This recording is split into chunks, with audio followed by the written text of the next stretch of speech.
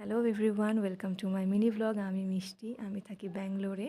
তো এটা ছিল সরস্বতী পুজোর দিন সকালবেলা। তো আমি প্ল্যান করেছিলাম আমি শিবগঙ্গে যাব।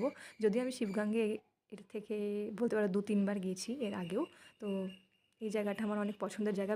বেসিক্যালি আমি হিল পছন্দ করি, ঠিক আছে। তো আমার মনে হয়েছিল যে ঠিক আছে, চলো সরস্বতী পুজোর জন্য একটু ঘুরে আসাই যাক, ভালো লাগবে, মাইন্ডটা ফ্রেশ হবে। তো আমি বলবো যারা যারা বাঙালিরা ব্যাঙ্গালোরে থাকো, তো তারা অবশ্যই এই শিবগঙ্গে হিল একবার ভিজিট করো, ফ্রেন্ডস ফ্যামিলি, ভালো লাগবে। ইভেন এটা ফটোশ্যুটের জন্য one of the best place.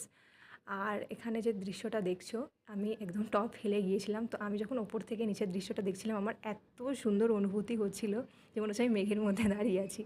তো সেদিনকে না একটুখানি মেঘলা মেঘলা ওয়েদার ছিল, অতটাও মানে বলতে পারবো না যে রোদ উঠেছে।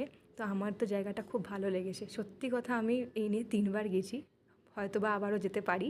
তো আমার কাছে এই ছোটো ছোটো ক্লিপ ছিল, তাই আমি মনে করলাম একটা শর্ট ভিডিও বানানোই যায়। তো আশা করছি এই ভিডিওটা তোমাদের ভালো লাগবে। তো ভালো লাগলে অবশ্যই একটা লাইক করে দিও। তো চলো বা